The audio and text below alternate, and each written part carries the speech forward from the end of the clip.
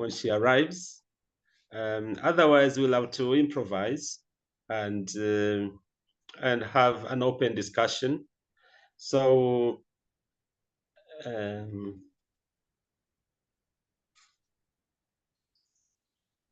I will start now sharing the Africa anthem.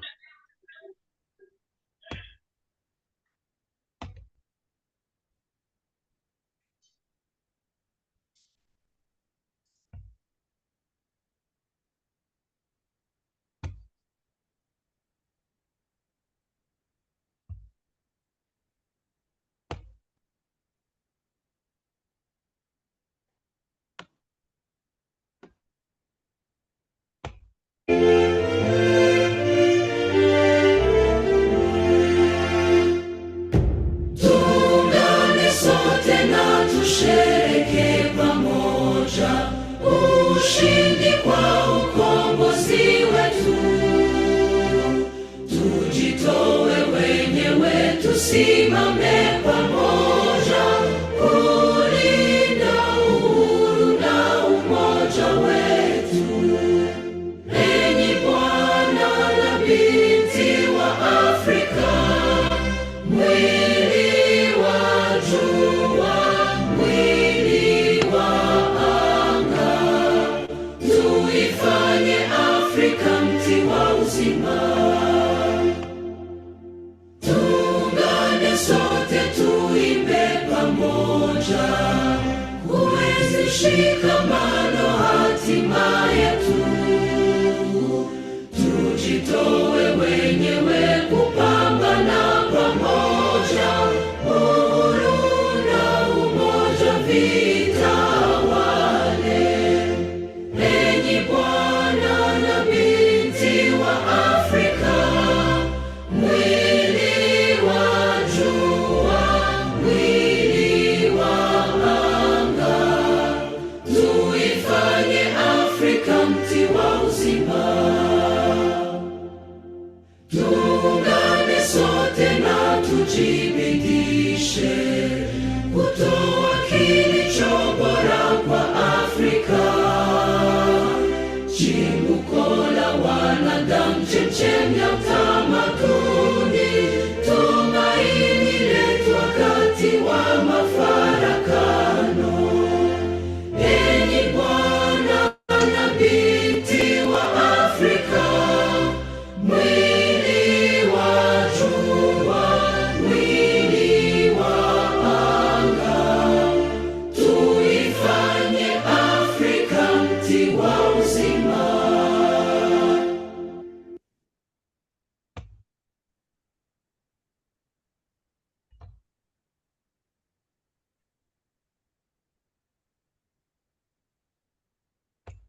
Now I will take a short reading from the book Peace Building in a Globalized World by Egon Spiegel and Liu Cheng.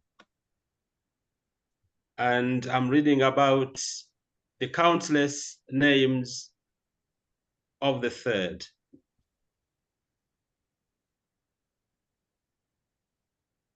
There is something or someone that brings us together and keeps us together again and again, everywhere and all the time. There is a dynamic and potential that works centripetally. In other words, that prevents our skidding into catastrophic social chaos. Sometimes humans tend to ignore this power, but mostly the behavior of humans is defined by following this centripetal power. To speak neutrally, we could talk about this power by using the term third. But actually, this term doesn't mean anything different to what, for example, a Christian calls God or a Muslim calls Allah.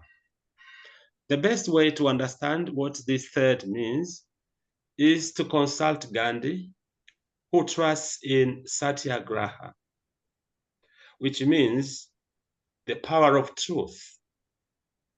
Or we could consult C. Rogers, who trusts in a constructive potential that enables the solving of conflict, or E, from who augurs biophilia as the biological given of the humans, or V, Havel, who posits the absolute horizon of being, or the Taoist way, the Confucian heaven, and the Buddhist nirvana. Now you can see that the terms and the differences between the terms and their connotations are not the most important question. Vitally important is the central meaning of the terms and how humans are ready to base their lives on the existence of a third, or what the Jewish religion call JHWH. There's something that exists for us all the time. You may call this a religious perspective, but you can also call it a philosophical or biological one. The main point is that we are willing to reflect the existence of the third and to trust in it, in international affairs as in interpersonal conflicts, as well as in organizing our lives and our world by our activities and struggles. Philosophies and religions help us to remember the giving of a third, as do sciences such as biology or psychology, when they confirm that there is an instinct or an attraction that works between you and me. Thank you very much indeed for listening. And I welcome you to Global Peace Studies for Sustainable Development in Africa. And just before we start, news has just come to me that our brother, our friend, Howard Richards, passed on last Sunday. I would like to ask you to pause for 1 minute and remember and pray for his soul.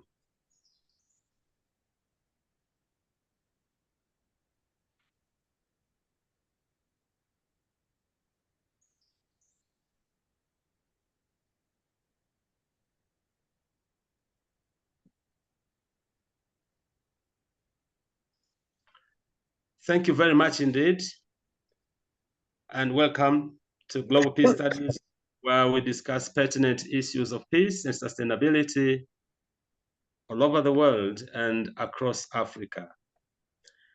And today, I expect that the speaker is here. That's Samiksha Madhukulia.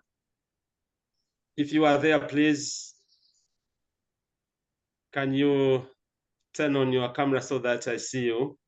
Because I don't see the name here. And some people use different names. Some of them are iPhones, etc. So sometimes it's difficult to tell.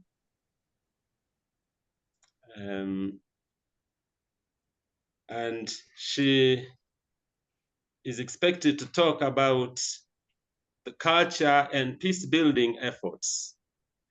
And but she isn't here at the moment. I think we would rather just proceed by improvising and discussing some of the issues that affect all of us. I've just been here in Nairobi since yesterday, and I'm attending a workshop on interreligious dialogue organized by the Vatican for bishops of Africa. And of course, I can see that people are discussing some of the things that we've been discussing in Global Peace about peaceful coexistence amongst people of different religions. And actually, the reading that I just took from Liu Cheng and Egon Spiegel book, it's on religion, but actually on the recognition of a third. And today, I know, of course, that Dr. Hendrik Bullens has just joined us, I think, for the first time today, although he has been with us since the beginning, particularly in terms of contributing articles, and one of them will be published soon in our book that is expected in June by Springer International. And he wanted actually to give us a presentation today. I don't know whether this is now by coincidence or not, whether maybe you could just share a little bit about yourself and about maybe the work that you wanted to present to us today. And somehow the speaker is not here. And probably you may wish to say something about your presentation if it will not be maybe as formal as you wanted it to be. Hendrik Bullens, you're welcome. Thank you. But maybe you should introduce me a little bit about my background, because I feel a little bit, how to say, awkward within this group. Yeah, and you know why. So let me, since I have your biography, but it will take me some time to go through it. But I know that Dr. Hendrik Bullens is a thinker, a critical thinker, and he has, of course, his own opinions on different issues, just like all of us do, or most of us do. And he's written actually on evolution. And since we are talking about also questions of peace and religion and, you know, well, social life, I think we need various perspectives, and this is not what be the first time we hear somebody speaking their mind, even if sometimes it's different to what we expect. So for me, I see this is, for us, quite normal. We listen to everybody and we learn from each other, we critique each other. And so I would like to give you the floor to say more about yourself and about the work that you've been doing. Of course, also in terms of environmental, ecological science. Thank you, Hendrik. yeah, well, I'm very brief, and so to not anticipate the talk on the 1st of May, but what I actually ask you to do, introducing me, is a word which may be taboo in your circle, but that is crucial. You refer to me as a critical thinker, but I think all of us are critical thinkers in some way. But I am a critical thinker. It is very specific. So to be frank, I am what do you say that? I am a confessing non-believer. So, and this. Can you speak closer to your microphone, maybe, because we can't hear you so well. If you can be closer to your right. Thanks. Is it better now? Yes, it is. Is it better? Yeah. Yes. Okay. Thank you. So, and I thought I had to inform you about that. So not that you you are kicked off your stool when I start my presentation with all it's where all my work is about. It's, for instance, interesting to learn that I was born and raised in a completely Roman Catholic environment.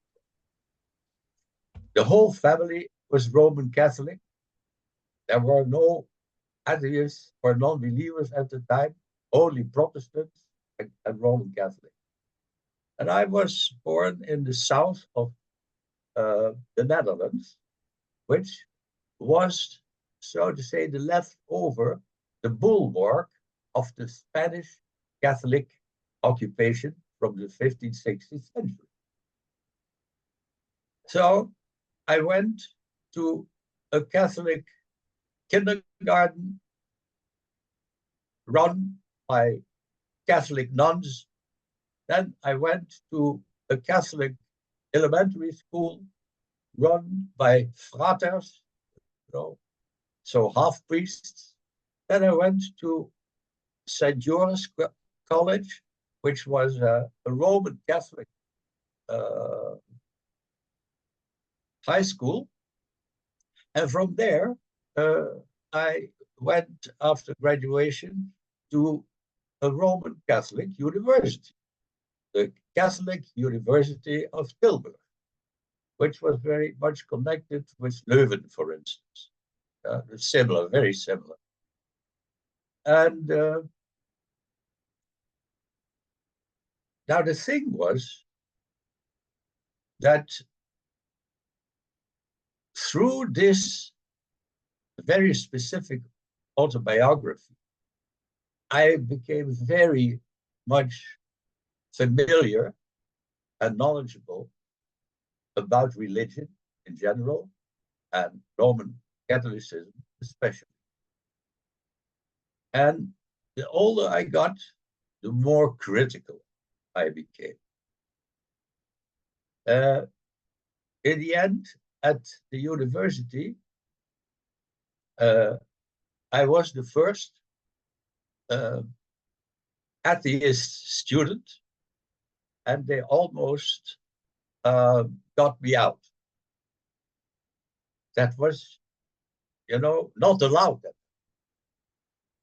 And but I had, I think, the better argument and the better lawyer.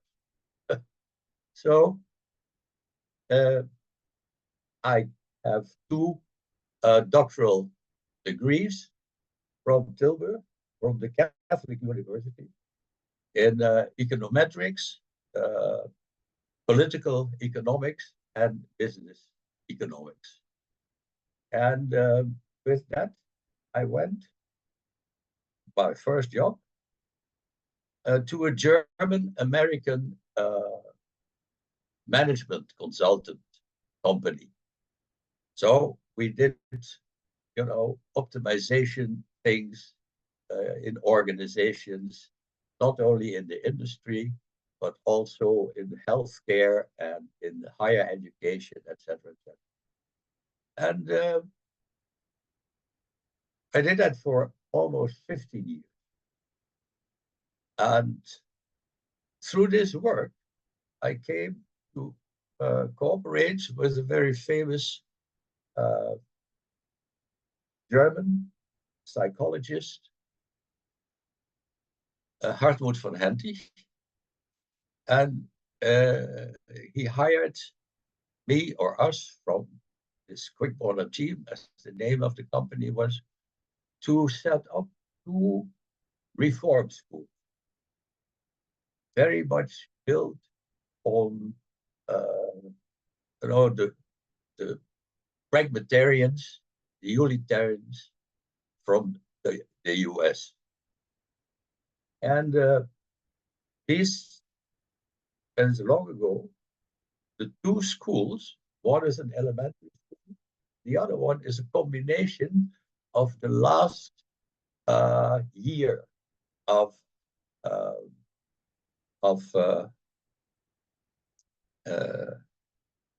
what do you say? high school, and the first year of the university propedeutics, as we call it, because at that time there were a lot of dropouts. You know, students, they did not know how to study, how to learn, how to decide things. So we combined this. And today, both schools are still working, and they are among the top achievers of school achievement studies like PISA or the OECD, which is a wonderful thing. So from that, I received, or I won, a very royal grant from the Volkswagen Foundation, which allowed me to study around the world for almost 3 years. And that I used to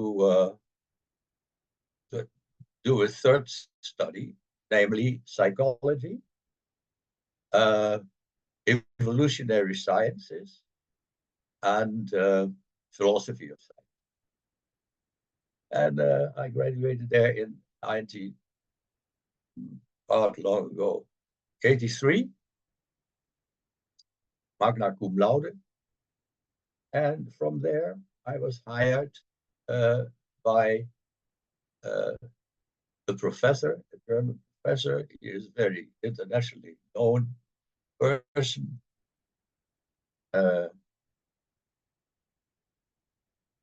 And he took me first to the University of Munich, Ludwig Maximilian University, is one of the Ivy League universities in the world. It's among the first 50 best universities.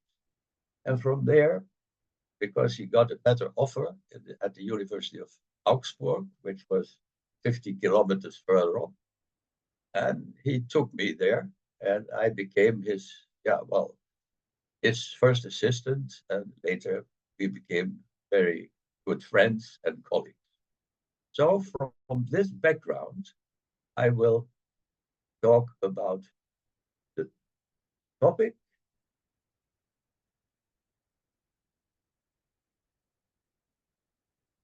how the evil, the malicious, the bad came into the world from an evolutionary point of view. And I used it for a word play.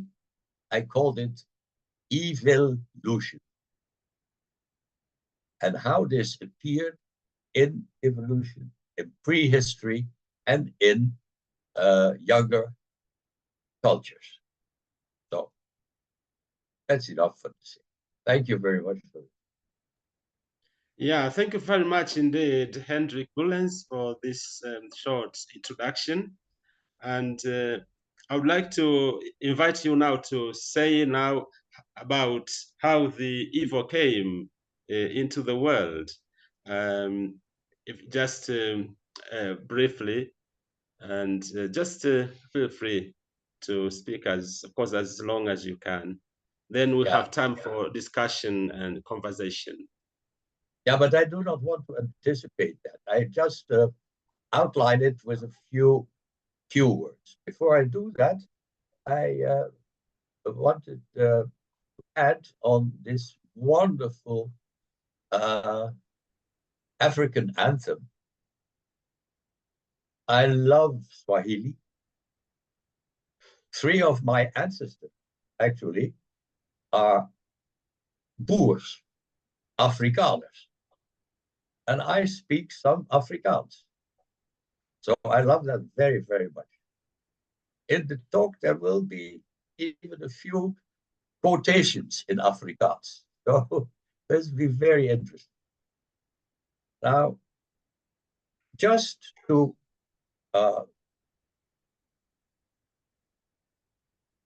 outline it, very concise, very brief. My starting point was the current mass migration movements, especially since 2011. But of course, they started much, much earlier. So people do not talk about that. And there I found that, before the background of this increasing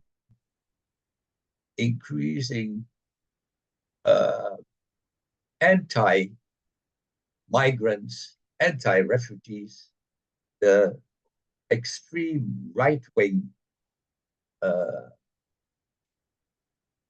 policies and practices, and how the different governments deal with this problem. I wanted to know something more about it, so I decided to put the actual thing, the current crisis, on the shelf, and to delve into the past. That's where the evolution and the prehistory thing comes. Now, there were two exciting and amazing findings. The first was there was almost no literature. Why? Because the problem of mass migration, or survival mass migration, as I call it, is a very hic et nunc, here and now thing. So they don't think much about how was it in the past. And that is the second amazing finding. Migration, mass migration in the past, in the ancient past, is a completely different picture. There has been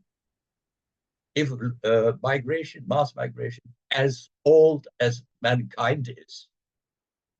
So I wanted to know, what role did that play, and how did it influence human cultures? And in the end, I have a lot of conclusions and practical suggestions. And one of them is that I say, we have to bring this back to the knowledge and the memory of the people, the politicians, scholars, just to learn that mass migration. I'm listening to this. It's not even a lecture, it's an old mandate. Yes, I can stop anytime. Okay, last sentence.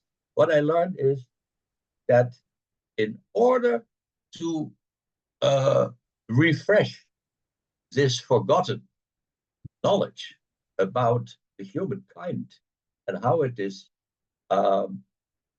connected with migration, I concluded that it has be brought to all levels of education, from community work to elementary schools, to high schools, to colleges, to parliaments. And I am in contact with a few hundreds of people who are very interested in that and who will support the project. Thank you very much. Yeah, thank you very much, Hendrik. And maybe just to remind participants that the speaker for today actually couldn't come. And we just learned this really now as the program started. And Hendrik has been kind enough to share his thoughts. And of course, he was also luckily prepared also to talk to us today, although then we had changed the schedule a bit. But nevertheless, he's shared with us a few ideas about the evolution, so the origin of evil into the world, and has talked about mass migration. And unless it's very clear to everybody, I would like to ask Dr. Hendrik Bullens to say a little bit about this mass migration. Who is moving from where to where, and why, and under what circumstances? If you could also share about that. But of course, you've talked about the anti-refugees. So there are some policies, especially extreme right-wing policies and practices that are against mass migration. And you are saying that mass migration is as old as mankind itself. So if you could maybe expound on this mass migration, because for some people this might not be too clear to understand without some explanation. So please go ahead, Hendrik. Yeah, but again, really short, but because all the details will be in the extended talk on the 1st of May.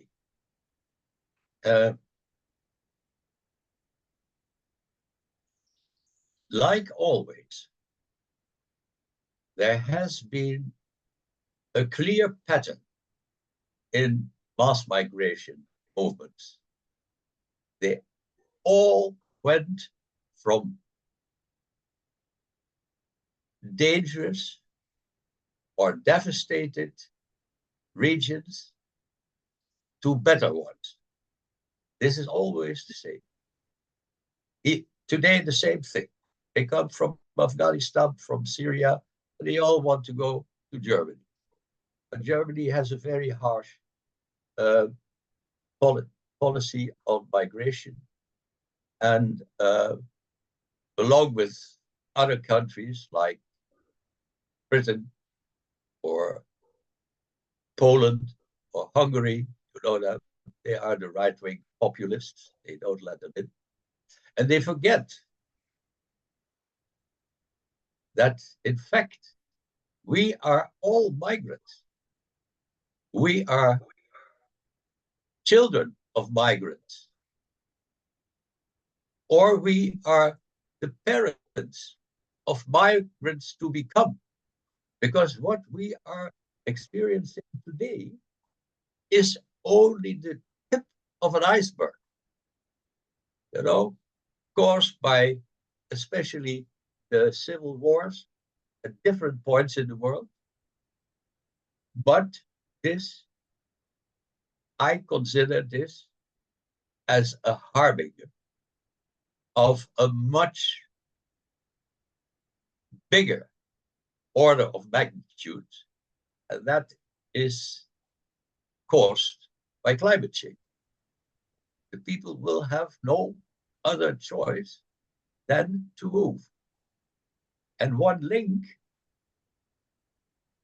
between mass migration and climate change is that there will be, keyword violence, there will be enormous fights, battles about resources, because they will be more and more scarce. There will be fighting about territories, about borders, and things like that. And we have a small hunch of what is coming towards us when we look at the political and militarized activities of the West European countries.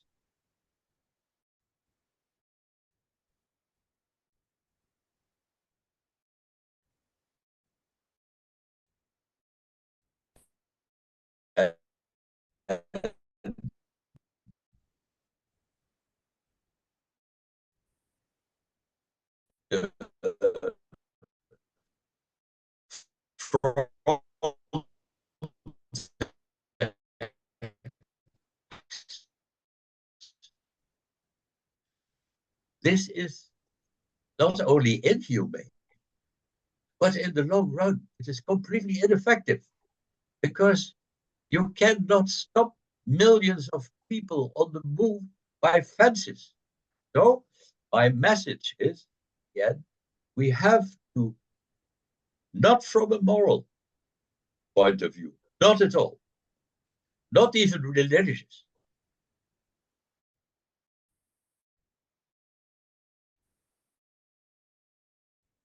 but I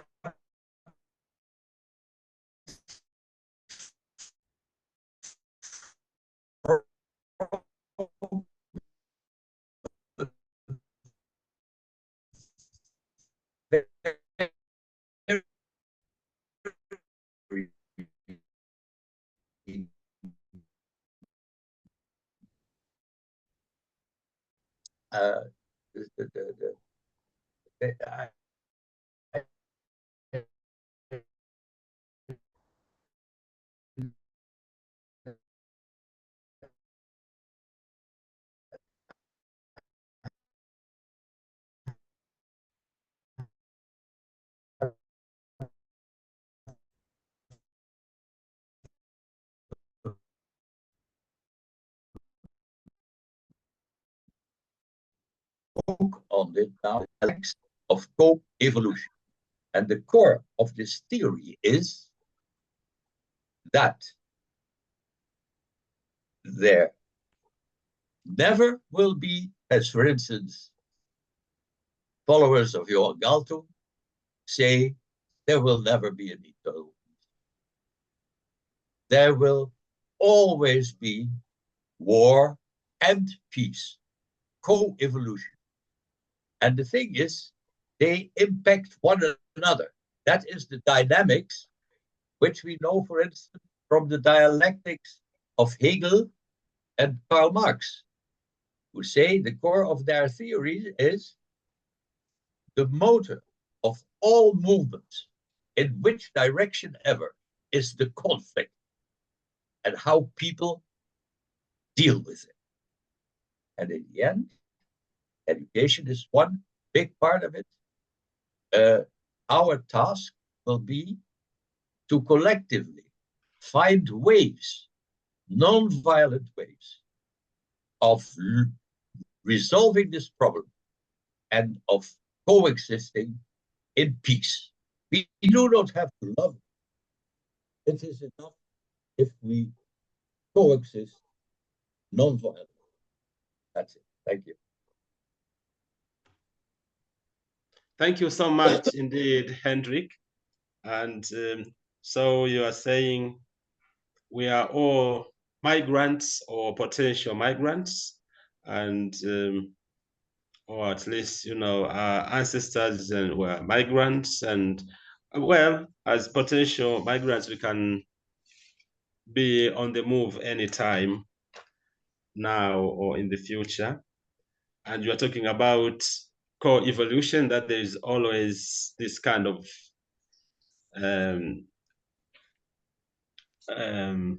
dichotomy between war and peace, but we need to resolve the challenges such as the wars, etc., with non-violent, you know, with non-violent means, so that we can all coexist in peace. This is all well said. I thank you so much indeed, Hendrik. Probably You're somebody welcome. now, yeah, somebody in this call may want to add something or maybe ask a question. You are welcome. As always, we are open to various viewpoints, and we respect each one's views and their dignity. Thank you. Thank you. I could say something. I want to thank Dr. Hendrik Bullens for spontaneously giving us something to chew on this morning. Or I'm in New York, so it's morning.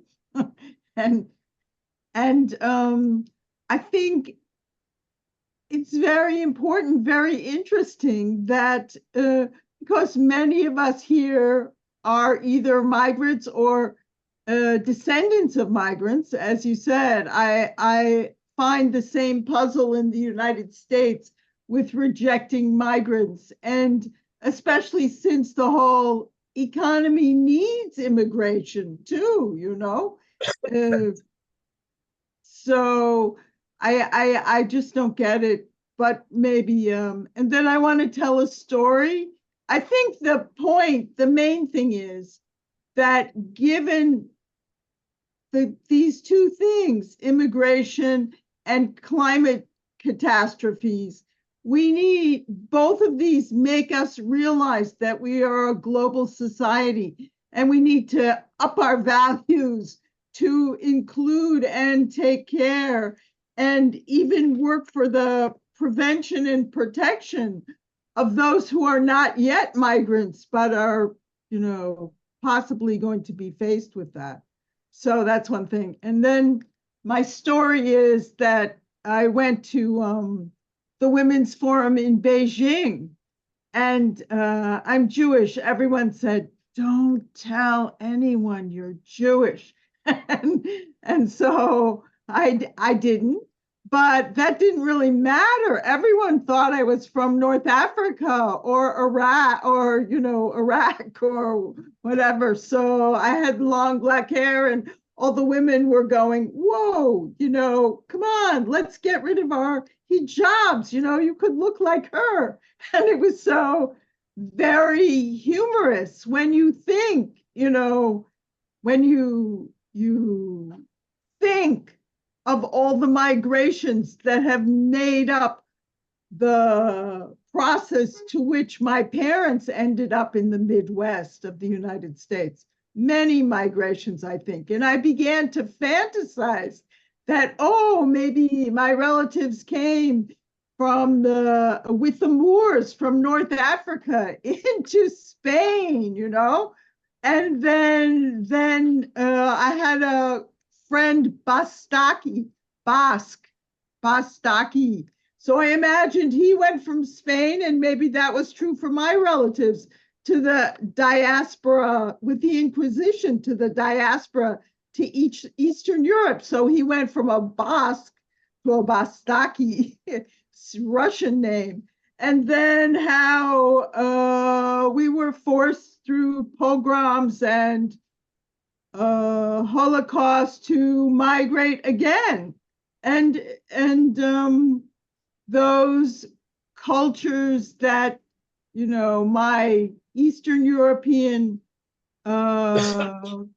culture is completely wiped out in Eastern Europe, completely wiped out.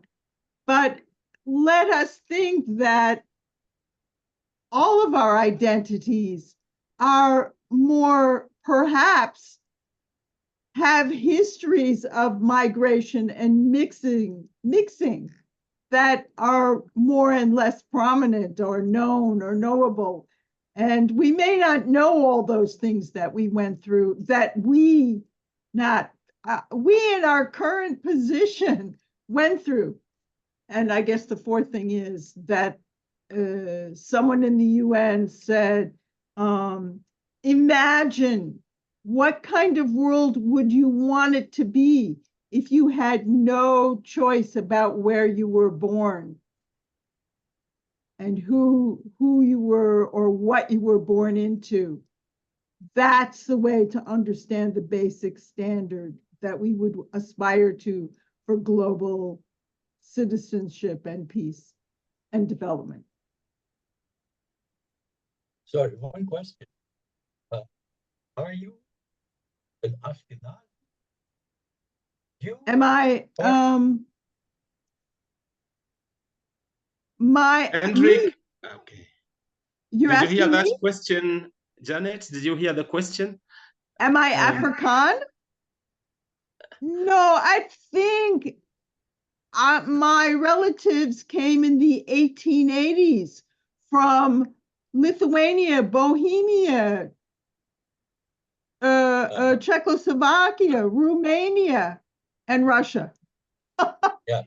So, you know, obviously that was a huge scattering. But when I went to Russia, I said, oh, no one here looks anything like me. Where could I be from? Where did this come from, you know? But when I went to in lobbying in the UN, when I went to the you know, we were working on violence against women in war, and I went to the African meeting of, you know, representatives and NGO representatives, and no one kicked me out, but there was a woman there with blue eyes and red hair, and they said, "You're not African, you don't belong here." But they didn't say that to me. And so I thought, aha, you know, I've met people like Algerian woman who said, you look exactly like me. So, you know, that's how I pieced together this fantasy history of myself. And no, I'm not African, but you perhaps have an immigration background. Is that correct? Yes, of course. I'm course. a migrant. Yes. Yes. I talk three of my ancestors. But I Here can't hear you, you. Hendrik. We can't, Yeah. if you, we can't maybe speak closer to your microphone. We can't hear you well. I have Sorry. Is it better? Um, Hello. yes, a bit better, yes. Yeah, okay. Good. Yeah, I have a triple migrant, but today an economic migrant. So which I think is completely not only It's difficult to follow you now, Hendrik. I think you have changed the position a bit. Yeah. You are facing Yes. us, but now you are facing somewhere else. Maybe that's why we can't hear Wait, you very well. I'll ask my. Yeah, that was getting better. Thank you, Janet, for your story and contribution. And Richard Eshun, welcome, Richard.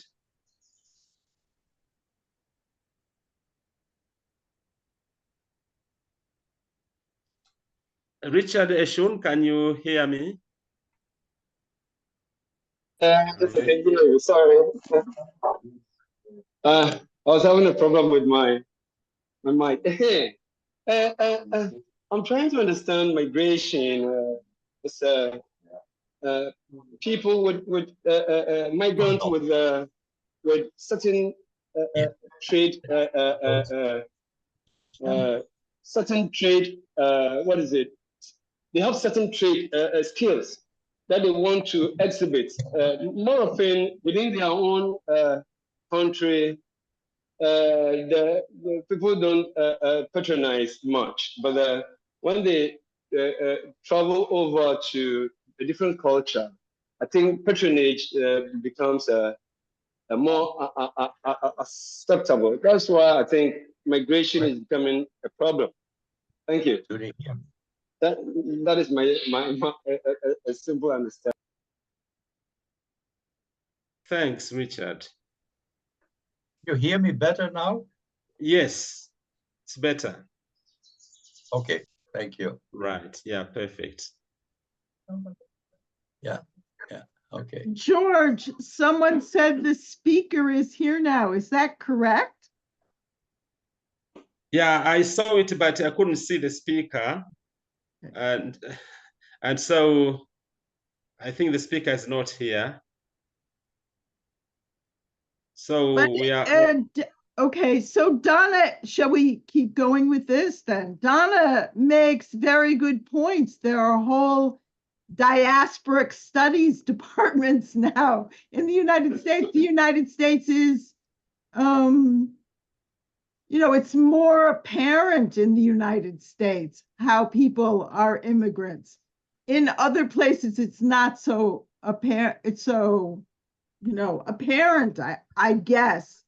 I mean, I was really shocked to think that people from a place all look similar. I didn't have that experience in my American US background. But perhaps, Peter, you had some interesting comments about your migratory history, or because both I can Donna also and add Peter, something, Janet. yes, both of you are bringing up forced migration, which was not the part I emphasized, but is so important now. Donna, you want to? Yes, please. Sorry, George, that's your job. Okay. That's all right. I- Thank you, Janet. No problem. Wait, Peter, do you want to go first? Okay, My connection chances- is very spotty. okay. I'll go after you. Let me run off at the mouth for a minute. I'm half Spanish on my mother's side and half Irish and German on my father's side. But the Irish-German part of the family comes from Alabama. And I was born in Chicago, raised in New York. So I don't even go to Alabama. I feared spending a quarter to go to the loo in Alabama. So I might have once had contact with my Irish and German ancestors, but I'm not looking for that because they're from the South. Does everybody get, if you're not American, Northerners and Southerners don't get along very well. But then my Spanish ancestors, when we had, they're staunch Catholics from southwestern Huelva province, which is right next door to Portugal, which is the homeland of a guy called Carlos Marquez, who passes as Karl Marx. And so I don't know if we're related, but we have a big branch of Marquezes in our family from the same area that his ancestors came from and migrated to Germany. But let me, for a minute, dwell on my Spanish ancestors, because they're staunch Catholics, they're anti-Jewish, anti-Black, they're Republicans, God, which is worse than any of the other stuff. And we found out after 8 out of my mother's 10 siblings were dead in 2008, we found out that we have relatives in the Philippines, Mexico, I think Argentina, and the Azores, a whole bunch of different places that are Jews. So what we discovered is that my ancestors were Jews. And not only that, we found out that they migrated to southern Spain in the 1200s from southwestern France, where Jews were being persecuted then. And then, of course, we know what happened in 1492. And so what we realized is that we are descended from Anusim. We were forced converts because, and my family's been slipping communion wafers for the last 500 and something years. Obviously, they converted when Isabella gave them the option to convert or be killed. And since I migrated to Africa in 1967, I don't pay attention to any of it anymore because I married you see this chocolate guy behind me? Since I married him 36 years ago, nobody wants to talk to me in my whole family, either side, anyway, regardless of whatever our ancestors did. Did that bend you out of shape? Have you had enough of me yet? Just mute it. Okay, Peter. Front and center. I just like to respond because in Jewish history, I learned about, of course, the Inquisition, and I learned about Columbus having Jews on his ships as he came to the. Columbus was a Jew himself. Yes, a Jewish navigator, etc., looking for a new world. But I couldn't figure out how all these Jews went east. But I'm sure that the diaspora went every which way to escape the Inquisition, and west and north. West, east, and north. So yeah, thank you for bringing up that part of the story. Okay, thank you. I met a Catholic lady whose name it wasn't Maria, but it was something, that Catholic in New Jersey, who told me that, yeah, we act like Catholics. They came from Cochin. And I said, do you know about the Jews in Cochin? And she said, we are the Jews in Cochin, but we Oh, pass wow. for Catholics. And so she was a nurse's aide taking care of my mother in New Jersey. And she knew she was a Jew. They did both holidays, both sets of Wow. prayers and stuff. And they knew that their ancestry went back to the founding of the Jewish community in Cochin. So, and you know the joke about the Chinese guy, the Jewish guy who goes to China, and the Chinese guy says, oh, you're Jewish? I'm Jewish too. Funny, you don't look Jewish. And Right. he's talking to an Ashkenaz Jew. Yes. And let me just point out, this was before Zionism, because in the before, like say the 1890s on, there was an attempt to get all these different Jews in the diaspora to relate to one, to relate to each other, because obviously there were just so many differences, right? Yeah. So yeah, it gives a good background. Okay, thank you. Peter. Peter. Thank you so much. This has become a very rich conversation in this direction. I don't want to interrupt the flow, but I want to promote this book. Yes, yes. This is an amazing, groundbreaking work. When I was 16 years old, going to school in Wusasa, Nigeria, in a Sudan Interior Mission school for native boys, nobody had any idea what these white people were all about. And now we have been pretty thoroughly exposed. And the current sources of these problems now are laid out in this book. And it's not very fat, but it's very, very full. So I urge you to get your copy soon and read it. The thing I put in the chat is that all claims to ancestral lands must be relinquished now. And more, present claims to land ownership must be seen as artificial based on coercion. We all share this planet. We belong to the land does not belong to us. And indigenous peoples have held on to this knowledge, while other branches of the human family have forgotten it, probably from the archaeology and sociology and linguistics studies, probably from trauma, a very sudden change that reduced the Sahel to a desert, which was a lush, green, verdant, abundant landscape. And it divided humanity severely and resulted in unending violence. That's one theory. It's a good enough one for me, but now we have no more time for these arguments.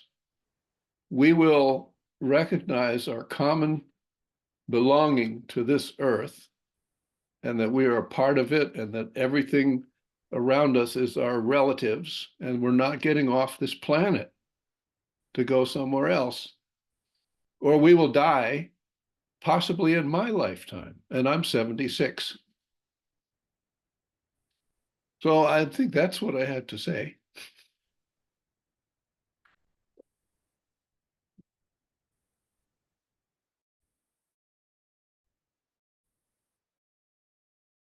Yeah. Well, Peter. Oops. I'm going to take my video off because my connection is very bad. Oh, he's back. Okay. You mentioned you had some Cherokee in your background. Is that correct in the chat? That is what I was told. We had a variety of of ancestry, and there was some Cherokee in there. Probably many Americans in this settler colonial project had a lot of mixing of ethnicities. I don't know the circumstances or the names of anyone. I dropped out, and I don't know if I finished my tirade about we don't have any time to figure out who owns what land and how far back their deed might go. We need to stop killing each other about it, because all war is now suicide. I have something to add. Peter, if you're not finished, I'll keep playing. No, I'm good. Okay. I wanted to say something and I forgot what it is. It's about killing each other. And another part of that is putting our children out front to be killed by the people that we're trying to kill. We know where that's happening now. I wanted to add one little detail. My Irish grandmother, my father's mother, who was from Alabama, but I don't know where in Alabama, she defined my Spanish mother as non-white. You know how Southerners will say, well, she's very nice, but she's not white.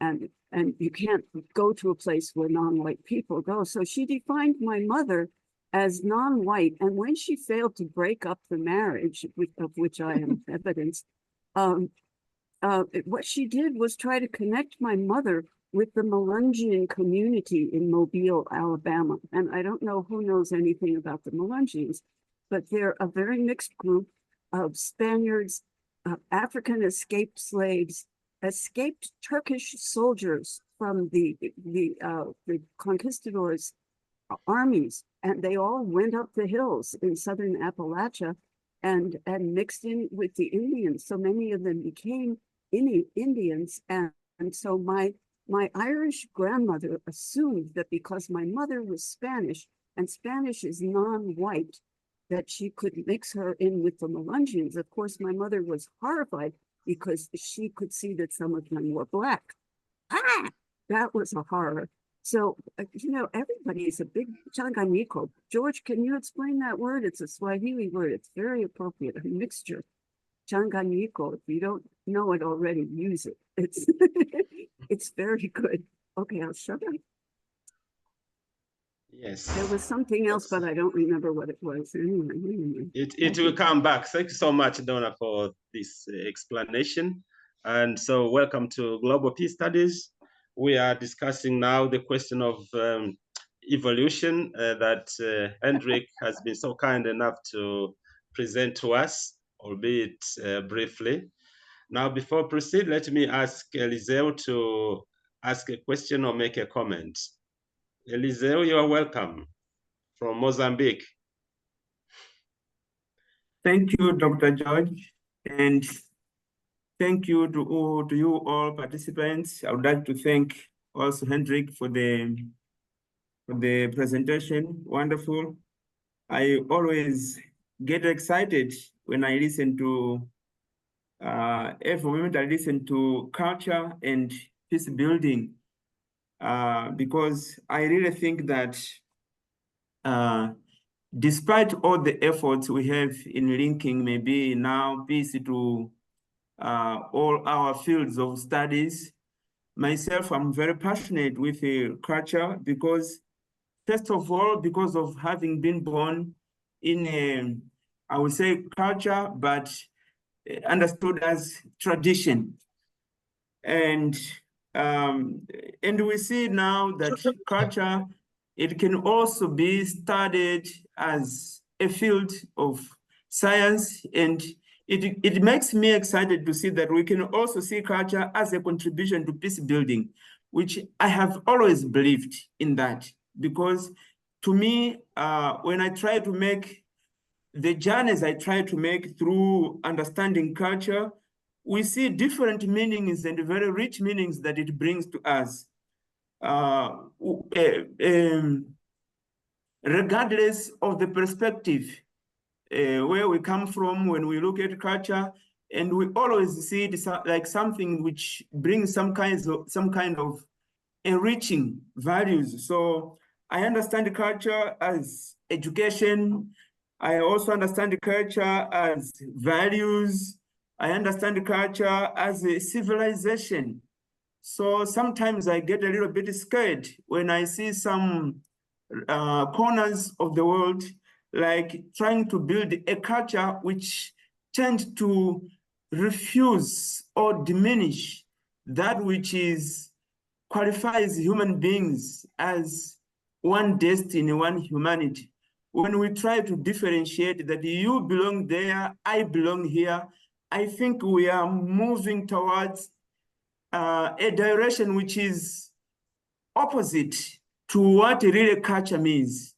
Because when we look at it also carefully, we see that all humankind, we gather exactly in culture, because this is something that all have. We all have culture. It's something that connects our humanity. It's culture, it's a civilization. And the more this civilization, the more this culture is diverse, I think it makes us rich. So I get scared. For example, I heard Janet, when she was sharing her experience, saying that she went to an event, I think, hopefully, expecting to get rich from the perspectives of many other people and many other cultures. And you listen there, someone telling you that, don't say that you are Jewish, don't say that you are African, don't say you are Asian, don't say you are American. I think is quite astonishing and also scaring. So if I don't say who I am, so how will I say what I can contribute with? Because I contribute with what I have. And what makes me contribute is exactly my culture, my civilization, my values. So I also wanted to thank for the presentation. I don't have a question, but maybe thanking really for the presentation. It was really very enriching and very encouraging. Thank you. Thank you so much, Eliseu, for the compliment. And I'm sure the presenters and participants agree with you that there is actually one common, so human culture.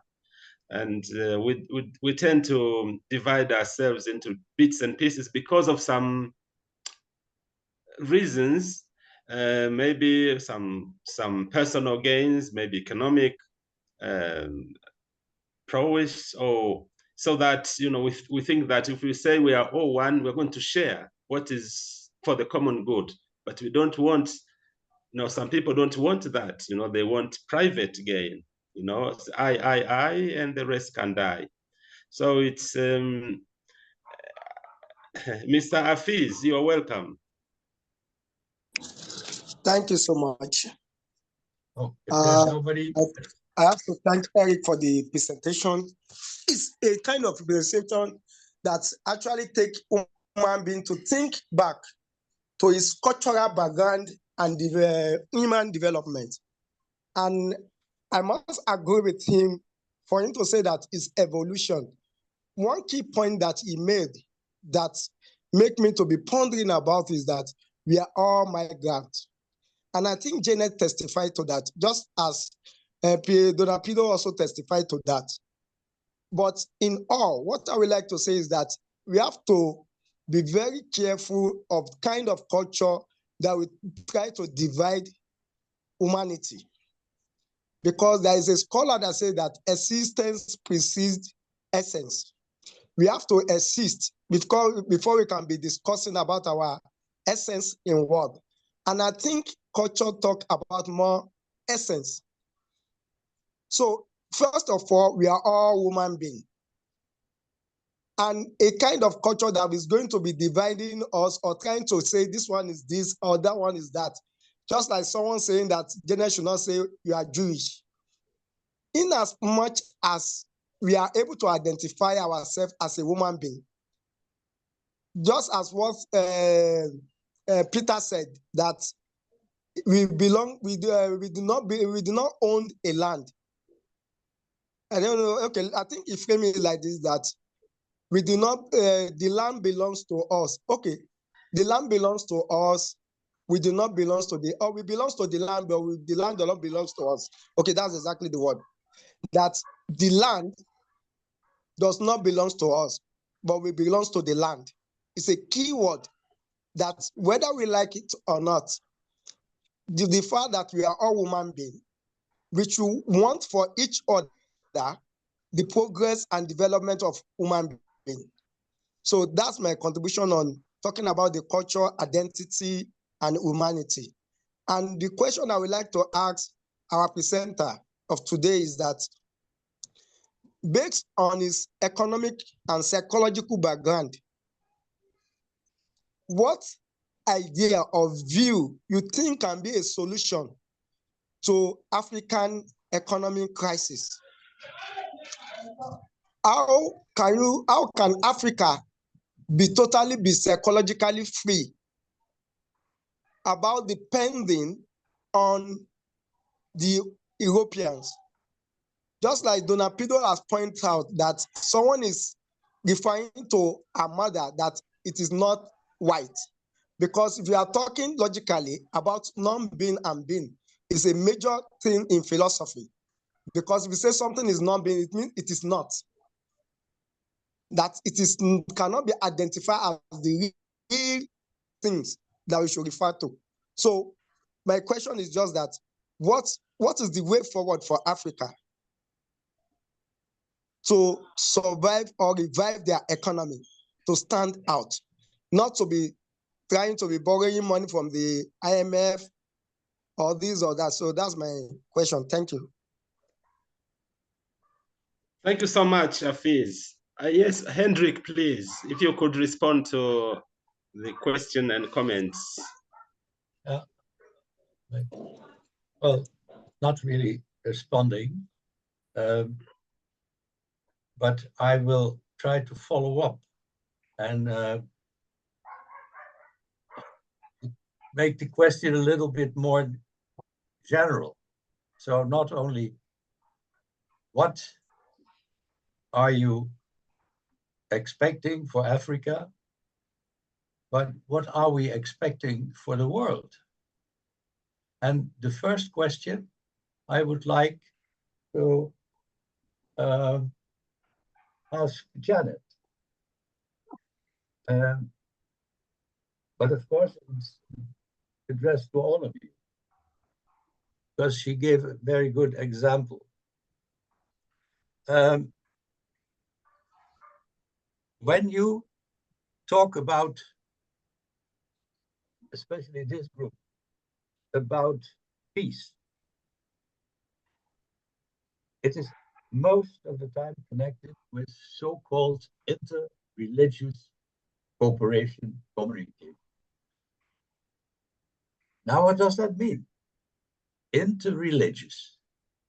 I've always been surprised that the different religions may, from time to time, be on good terms with another. It is always about freedom of religion. And I wonder, why do you religious people not talk about freedom from religion? What about this 1 to 1.5 billion non-believers?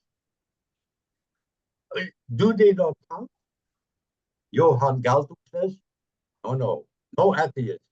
Atheists cannot do peace. I've never heard so much. So that's the first one. And the second one is, no, this is, it says we have to be tolerant. But how? What does tolerant mean?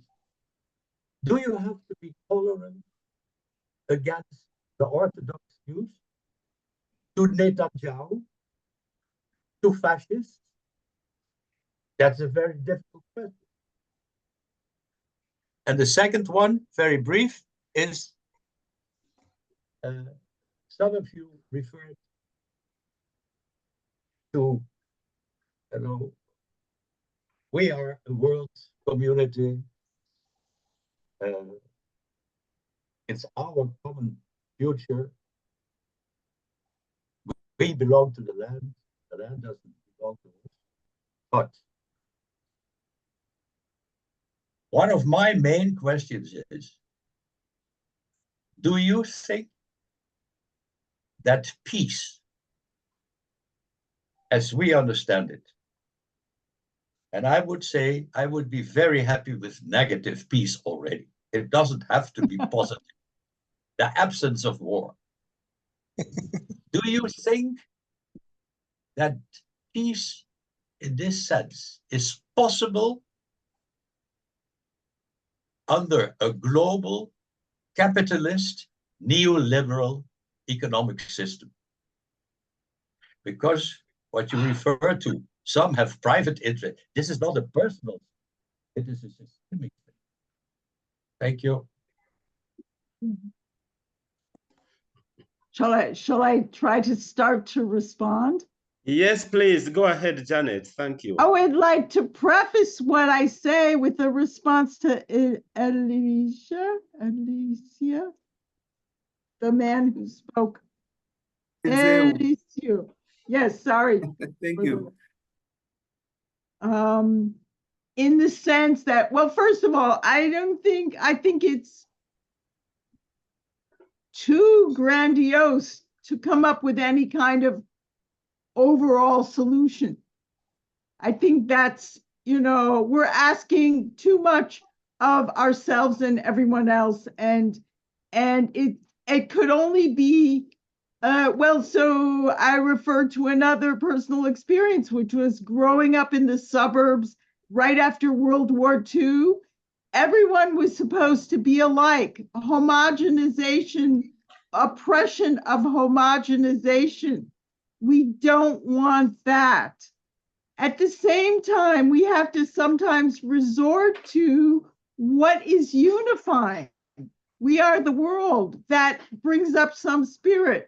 People from at least Mexico up to like Canada, we were looking at the eclipse, all these different people sharing this experience, and it gives you some of what a certain kind of social, cultural feeling of peace might be like, that we share things together. But I think we have to separate what ordinary people can do from what intellectuals can do, philosophers, which we are, some of us, philosophers, political theorists, etc., and from what the state intends to do. And the state has a whole idea of power and peace. When we talk about negative peace, disarmament, anti-nuclear, etc., this is addressed to the political level of the state, and now we have to add the corporate powers. So those two groups need to be included. Elicio,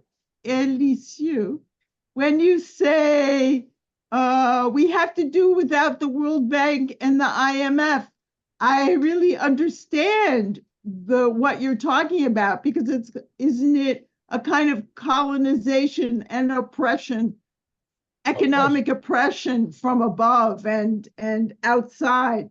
Yet we're not going to get rid of those people. What are we going to do with them? And that is the level that I want to think about peace, and how can we cooperate together so that peace must include an understanding that all these things exist. Like you said, Dr. Hendrik, you said peace, we're not going to get rid of war. It's here with us. It's something terrible, and I'm totally against it. Nevertheless, there it is, and it's a real thing happening. So given that, Now I want to bring up the example of Jerusalem, and the three great religions who could model for the world how to live together. And yet it's really incredible there because, the Pope has a place there, and the mosque, the very important mosque is there, and the Wailing Wall is there. And I've never seen so many machine guns pointed at me than right in that space. It's so heavily militarized. Why is that?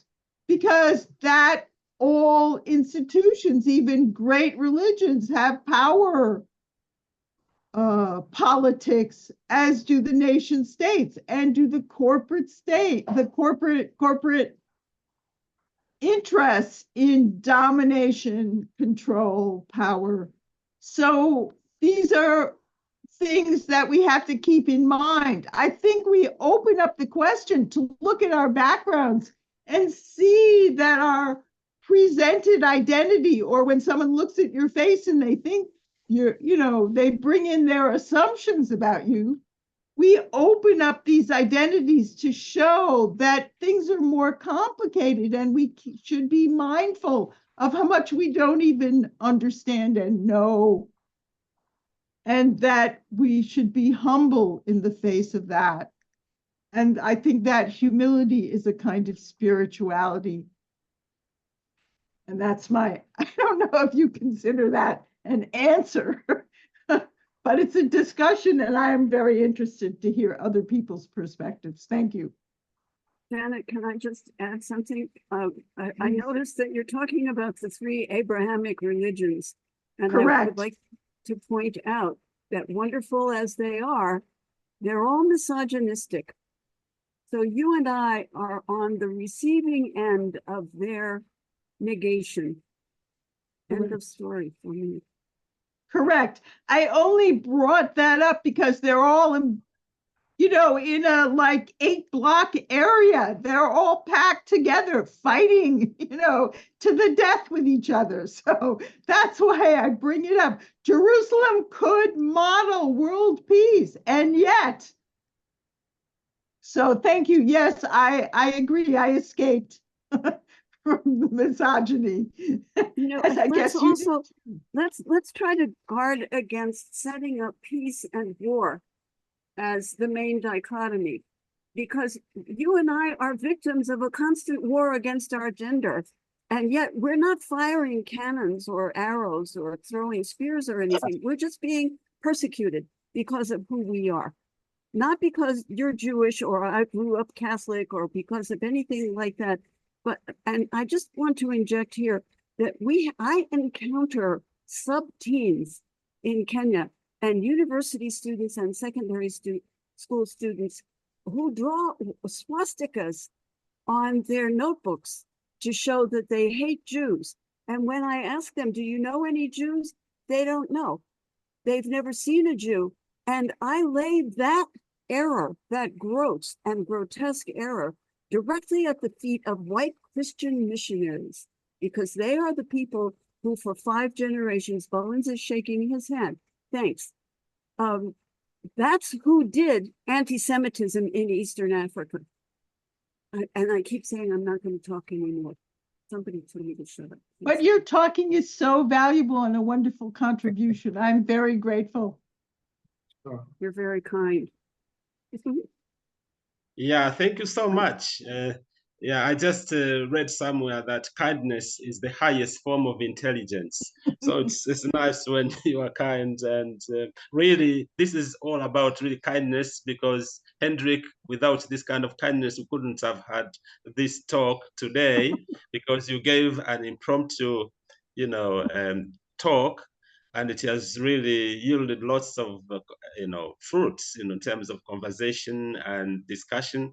In fact, that we've been able to look back, to look into ourselves. In fact, think about our origins. Sometimes are perceived. We don't even know for sure where we really came from, where our very ancestors also came from, except saying that maybe all people originated from Tanzania. that could be one way of looking at it. But probably we've got a common ancestry for sure. And at this moment, I want to thank you all for your time and for conversations, for your sharing, and for your patience. Because as somebody also put it today, that maybe we should have a backup presentation. That would be really excellent, because sometimes some things happen, especially for today, because not one speaker, but she had also a companion, so I'm missing both of them, and no information so far, so I'm sorry about that. Maybe Hendrik, you've got some words for us to take away with, take home, as it were, and then we will proceed next time we meet. Of course, we are going to meet again on Wednesday with a different topic, but we are looking forward to seeing you again, Hendrik, on the 1st of May. Any comments, maybe a final word for today, Hendrik? Well, the takeaway, or better, the take-home messages, I will save them for the talk. It is the last section of my talk. And because of your community, I have decided to call it the 10 Commandments of Critical Future. The 10 Commandments.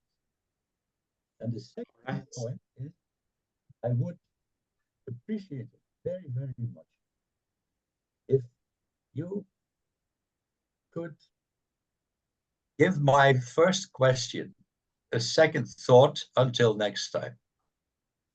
Why do you mostly, if not only, talk about freedom of religion?